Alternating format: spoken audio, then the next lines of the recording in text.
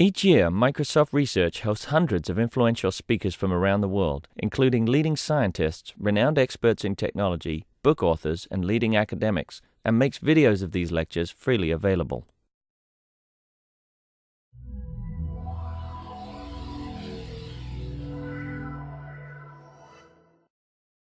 So I will be telling you about entirely different orders of magnitude, nanometers to microns to almost millimeters. What our project at Harvard Medical School and Harvard College, and the project at Harvard College is called the Connectome Project, is geared towards getting what could be called complete data sets from regions of the brain. And the important point that I want to get across in this talk to probably entirely non-neuroscientists is that we have two types of data. One of these data sets is physiology data, which tells us the function of neurons in the living brain, and the other is anatomical data from the same bits of brain. But so really, on the left-hand side, I have an icon which tells about brain function, and on the right-hand side here, I have an icon that tells you about brain wiring. So this is large-scale physiology, and by large-scale, I mean looking at the activity not of one neuron at a time, not of two neurons at a time, but hundreds and sometimes thousands of neurons inside the living brain. I won't get into the details of how we do it, but the second kind of data set that we are collecting is from exactly the same brains, and we're doing large-scale anatomy. So if on the left-hand side, this is a picture of a living brain where we see individual neurons, and we can tell you what every single one of these neurons does for a living inside a living brain, in this case of a mouse. On the right-hand side is a representation of large-scale anatomy from electron microscopy. And in these data sets, we can look at literally every connection in a chunk of brain, every axon, which is an output wire, every dendrite, which is an input wire, and every synapse, every connection.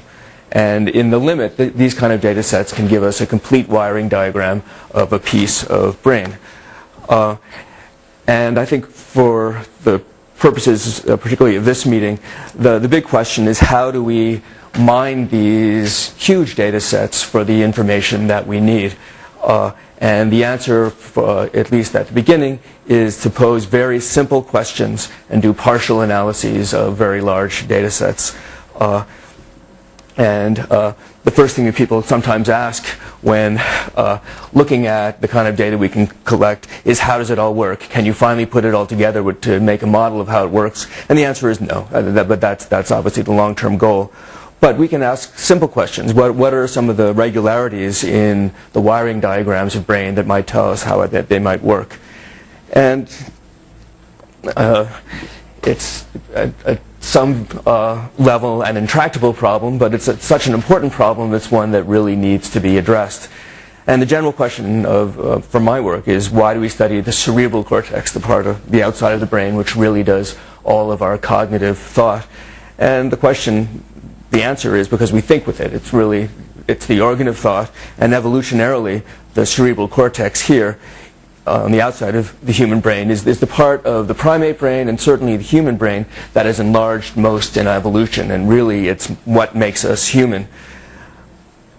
A nice biological fact, though, is that the cerebral cortex is a very conserved structure, and that locally it looks the same whether you're a mouse down here on the same scale. I'll use the pointer so the video can see it.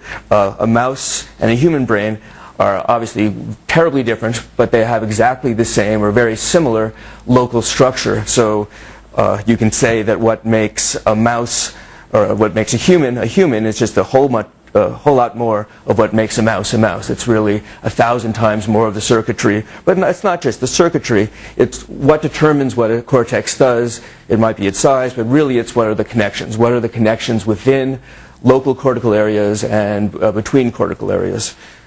I'll skip that.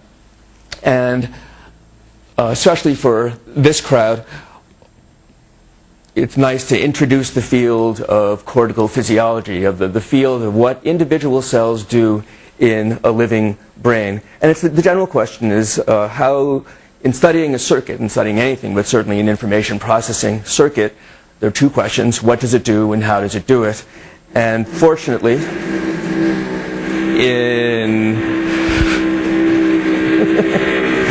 excuse me, I'm giving a talk. We can talk. You know what? We can't talk through this.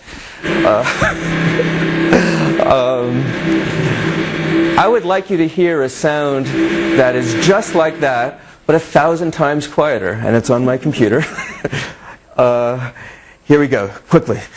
What you're looking at is, can you hear that? There we go. What you're looking at is a piece of paper 40 years ago where the fathers of my field, which is cortical physiology of the visual system, were doing an experiment where they had an anesthetized and paralyzed cat, deeply anesthetized, so it's sacrificed at the end. There's no humane considerations in this. So it's a deeply anesthetized animal, and they're eavesdropping on one single neuron in its brain. And from these experiments that started in the 50s through today, people can figure out what these neurons do. And neurons in the visual cortex respond to oriented contours. Now, they're doing the critical experiment right now. If it's at the wrong orientation, the neuron doesn't do anything. No spikes at all. Spikes are action potentials. But when you get back to the right orientation, so this is a machine inside, enough sound. This is a machine inside our brains, cat brains, and as I'll be showing you, mouse brains, that are firing away for the entire lifetime of the animal. And whenever the animal sees the right orientation, some cells like vertical, some like horizontal, different directions and orientations, those cells fire. So this is an exquisitely tuned machine that is selective for one kind of stimulus. The second kind of question, so how does it do it? How does that machine work? And I think the most important question there is, what is the wiring diagram? And that's actually the kind of question that, again, Hubel and Wiesel, the fathers of the field, they actually had some models that they put forth in 1961, 1962, but those models have never really been able to be tested at the level one would like. So let me quickly just before I go into the real, so that's the backdrop. The brain is full, well, we think with our cortex. The cortex is full of single neurons, and those single neurons in the cortex do exquisitely precise calculations. How do those mini machines work? And our work is two types of imaging that create very large data sets. One is calcium imaging that I do at the medical school, Harvard Medical School, and that's physiological imaging. We make movies of single neurons that flash away when something happens. And this is a team led by a very talented postdoc who just got a job in Japan, Kenichi Oki, and a number of other talented students and postdocs. And I'll be talking about their work at the beginning. The second project, that is the wiring diagram half, is the Connectome project at the Center for Brain Science that I, along with Jeff Lichtman, have been working on. Jeff Lichtman really started the project. He's a professor at Harvard College. I'm at Harvard Medical School. And my team consists of a student and a postdoc, in particular the student who did most of the work I will show you, Davi Bach. And so the data collection, where we are collecting tens, even hundreds of terabytes of anatomical data, comes from this data collection team. But because the data sets are so rich, we need and use many computer collaborators. We have a collaboration team at the Pittsburgh Supercomputing Center.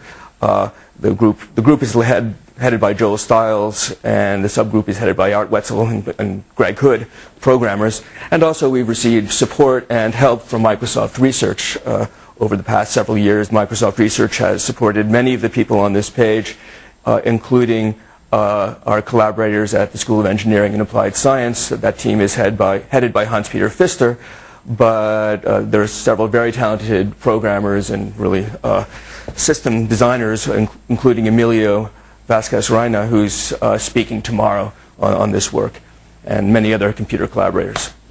So the outline of my talk is physiological imaging in the brain, movies of what individual cells do in a living brain, and that's with 2-photon laser scanning microscopy, but for the purposes of this, it's just a really marvelous new type of microscopy that physicists at Cornell and Bell Labs invented 10, 15 years ago that allow one to look inside a living brain and see individual neurons. You'd see individual micron scale things, but the calcium imaging is calcium is a stand-in for brain activity, and we're looking at dyes in the brain that get brighter when the brain is active. The main part of the talk is the anatomical imaging, the three-dimensional data sets that are, again, tens to hundreds of terabytes, at least of raw data, that we're using to figure out the problem of brain wiring. And the key important thing is there are two data sets: physiology, function on one hand, wiring on the other hand, and putting them together is the important part. So very quickly, I'm going to go through the physiological imaging and just give you a sense of what the data look like. We have a mouse that, again, is anesthetized, and we're looking inside its brain by having a slight hole in its tiny hole in its skull and being able to look into the living brain. Are these lights on? And are these... I think it's possible to turn out all the room lights somewhere. This is a cube of the living brain, and in this 300 micron cube, there are roughly 3,000 cells.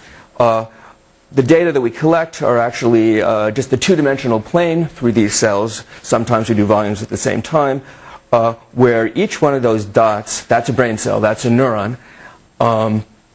And we're able to, again, see these brain cells in the living brain, but most importantly, we're able to watch them flash when they're active. And the experiment is very simple. We label the brain up so it flashes when it's active. We image with this fancy microscope.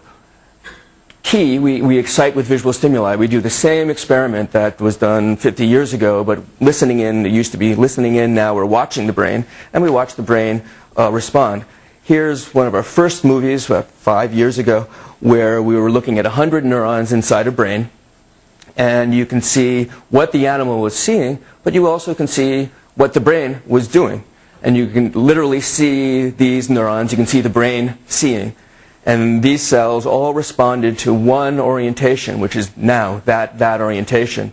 What's kind of fun about this area of the brain is that half the cells here respond to one direction, now half respond to the other direction. So everything you're looking at are cells exquisitely tuned to respond to a stimulus like this. Half respond going that way, half respond going the other way. Details are not important. Here's another example of the detailed experiments you can do. This is sort of a toy experiment, but there's really some science behind it too. How do we or animals perceive natural scenes such as movies? And this, just again in a toy example, this is 100 cells in a mouse brain, and you can see them flashing. Are you sure we can't turn out? Oh, yeah, it would be nice. Thank you. I think for the remainder, it would be nice to turn out the lights. Okay. Thank you. We're going to help him to come back to his job. He's taking a break now. Oh, excellent. So we're quiet, we're dark, we can proceed. You probably could see it anyway, but the animal is watching this busy movie that we got from YouTube, and we can just watch the constellation of cells that flash away as the animal is seeing that. And then the question is, how does this all work? And we actually have a lot of very nice models of how this might work. But we really don't have any data to constrain those models. And I like using the computer analogy, where especially in the old computers, this is a recreation of arguably the first programmable electronic computer at Bletchley Park during the war, where you have a light panel to show the state of the machine, what's going on in the computation. And people who understand it can look at this and say with the computation what's going on roughly. but they wouldn't really understand it, and that's not too different, frankly, from the state machine, which is a bit of brain, where you're watching neurons flash away, and our question is, how does this state machine work? And people have argued at this point, but I think it's sort of basically clear that we build the machines. We can look at a wiring diagram and say, oh, at least part of this machine is a decimal arithmetic unit because we have the wiring diagram. Similarly, we have enough knowledge of this machine that if we have a bit of wiring diagram, we should be able to understand certain principles.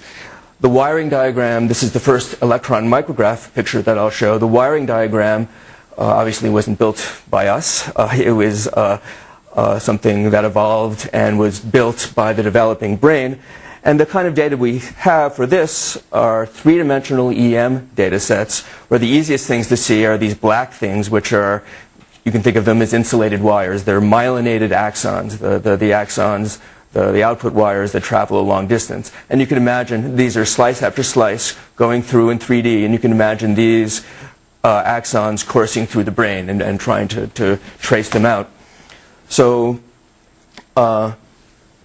the basic question that we're looking at is actually very basic. And now I'm going to introduce a color code. You saw a picture like this at the very beginning, and here we have 100 neurons, 100 bright spots that we see in a living brain. The color code is what those neurons do for a living, the computation they perform. And I told you that these neurons respond to different orientations. The green cells respond to vertical for the entire life of the animal. The red cells respond to horizontal the entire life of the animal. They do completely different things. They're almost never responding at the same time. So you can think of them as sub-circuits, different embedded sub-circuits. And the simplest hypothesis is that the red cells are connected to the red, the green to the green. Of course, there are many. I won't bore you with all the epicycles on these models, but it's very important to really understand. No one has ever even thought to try to answer this question because it's so hard to get detailed brain wiring information. But now, with really the computer revolution, we are able to get data that could, in principle, answer this question. And let me just make it a bit more 3D and straightforward. In our physiology experiments, we can label neurons according to what they do. The green cells are the ones that respond to vertical, like the first one you saw from 40 years ago. The red cells are the ones that respond to horizontal. And then imagine that we can make a wiring diagram between cells. And the wiring diagram by itself might not really tell us anything, but the wiring diagram plus the function can ask many well-posed hypotheses. And there are many of this flavor. The brain is a hierarchical system with many different types of cells. And the important thing for the answer to the question that people always ask, every brain is different, why bother doing a wiring diagram? Every brain is different, but the logic may be the same. That the logic of all of our cortical circuits may be that certain types of neurons reinforce each other. I'm going to really rush through this slide, but it's just to show the kind of science we do isn't all computers. There's a lot of real handiwork, even for the collection of the EM, the electron microscope data sets.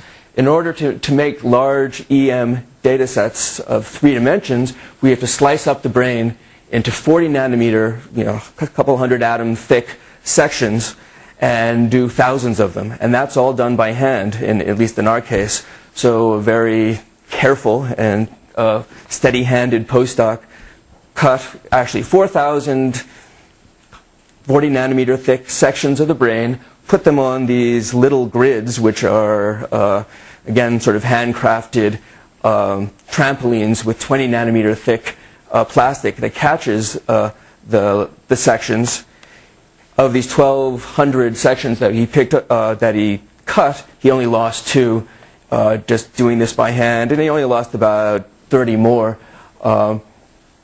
in the entire processing stream. And from this very hard work, he made a volumetric data set of nanometer resolution. And it's very important to again emphasize that this nanometer scale data set is correlated with what you've seen so far, the function of cells in the living brain. So we have a 3-dimensional model of the cells from the living brain that we animated there, where the important features are blood vessels and brain cells.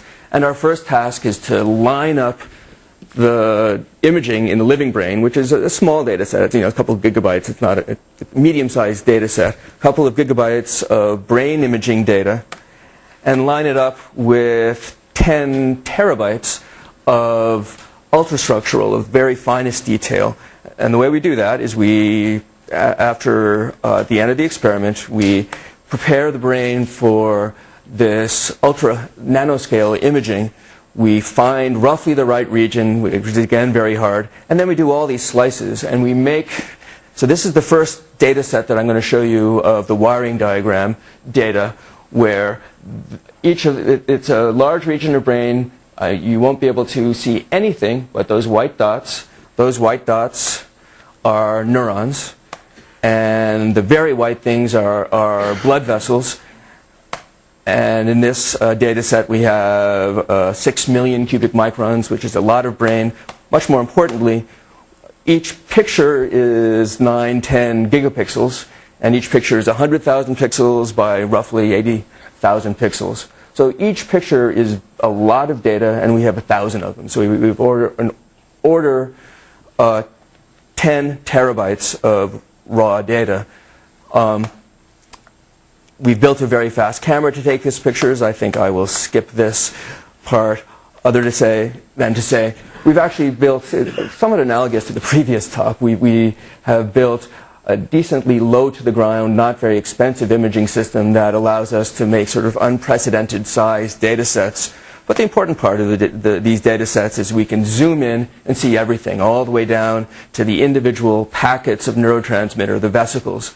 So really, it's complete imaging, anatomical imaging of a bit of brain, and it's a lot of it. It expands over a very large bit of brain. So each picture that we make is thousands of 25 megapixel pictures stitched together by our collaborators at the Pittsburgh Supercomputing Center next door. And I'm almost done, actually. The rest is really just pretty pictures. To give a sense, so the basic program is to figure out what the brain does at the scale of individual neurons, make a data set that will allow us to trace out the wiring. And it's sort of important to just emphasize how big a place the brain is.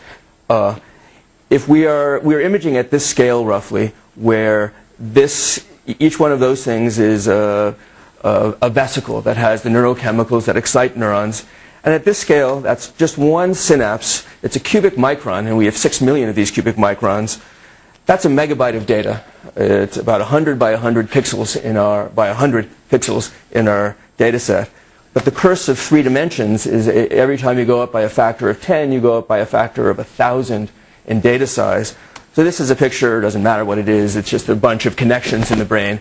Totally useless for our needs of doing wiring diagrams because it's much too small. Even that little bit is a gigabyte of data. Here is the scale that we're beginning to be interested in, at the scale of neurons. And this is one neuron with all of its axons and dendrites, 100 micron cube. That's a terabyte. So this kind of work has to be at least terascale in order for it to be useful, because otherwise you wouldn't get entire neurons. What we really want to do in the next 2 to 5 years is to do a cubic millimeter, because that is an entire cortical circuit, the kind that we have in our brains, the kind that mice have in their brains. And that's a petabyte. And that, with our camera, we can collect a terabyte a day. The next version is going to be 10 terabytes a day, and pretty soon will be significantly more than that. So we can make petascale data sets that encompass all the wiring in a bit of brain. People talk about the exabyte challenge, getting an exabyte of data, which would be an entire mouse brain. And I really think that this will happen in the next 15, 20 years. And then, well, I won't say the word singularity because I don't believe it, but it's still it's something to shoot for, and it's something, it's obviously a grand challenge.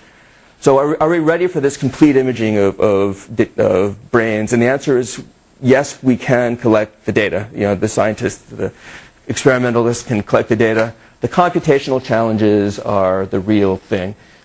We can sort of process and manage the data sets, and our friends at Pittsburgh and Microsoft Research are helping us with this. But the visualization, to fly through the human factors interacting with the data, that's a real challenge. And segmenting the data is really a grand challenge. It's something that people are working on, but we're not there.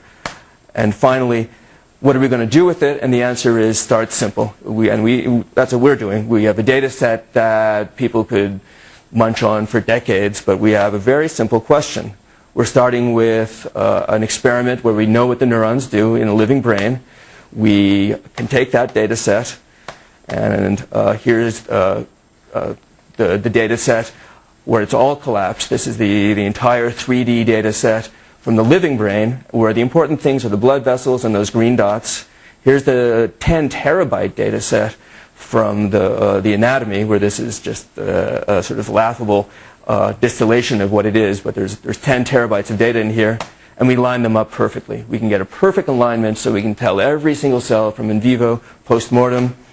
I can show you that, and EM people would trust me better if they saw that, but you'll have to trust me. The important thing is that in this EM data set, the electron micrograph 10 terabyte data set, we know what all these neurons do for a living. The green cells, the red cells do different things, and we sort of name these cells. 21 green is the first cell that we looked at. We know exactly what that neuron did in the living brain, and now we can begin to look at it as a bit of a wiring diagram. And now by hand, we're tracing out the connections of this cell. We have a dendrite, again, is the input lines of the cell. We know what it did for a living. Here are synapses, connections. Here's an excitatory cell that synapses onto it, and an inhibitory cell. We're beginning to make wiring diagrams of functionally characterized neurons. But the excitement, I have just 2 more slides, the excitement, I have 2 minutes, is that we don't have just one of these cells that we know what it's doing, but we have, in this experiment, we have all these cells. Every single one of these cells up here, we know what it did for a living. And the challenge now is to look for the wires among these cells. And it's something that, this is a couple weeks of work of the graduate student who really spearheading this project, Davi Bach. But with computerized segmentation tools and just visualization tools, we can begin to look at the data. So this is the sort of best segmentation we have so far. Again, each one of these cells is color-coded for a reason. We know what it did in the living brain, and we're building up a 3-dimensional model of what's connected to what. At this stage, it's mostly just pretty pictures, even though we have a few of interesting connections in it. But the real thing, and so this is a reconstruction of 10 terabytes of brain anatomy data. We're looking at 10 out of 1,000 neurons. The exciting thing is, in a year, we're going to do this experiment a bit more boldly, and this is not hard, actually, where every single cell, we know what it did in the living brain, and then we have much better capability of answering real questions. But the final slide, again, you've seen this already, is that we're able to look into a brain, see what it did at a single cell level, really the most important functional level, and then begin to look at the wiring diagram and ask this question as the first of many. Are cells at one level of the computation connected to each other in a logical way, or does the computation come from other sets of wires? So that's it. Thanks.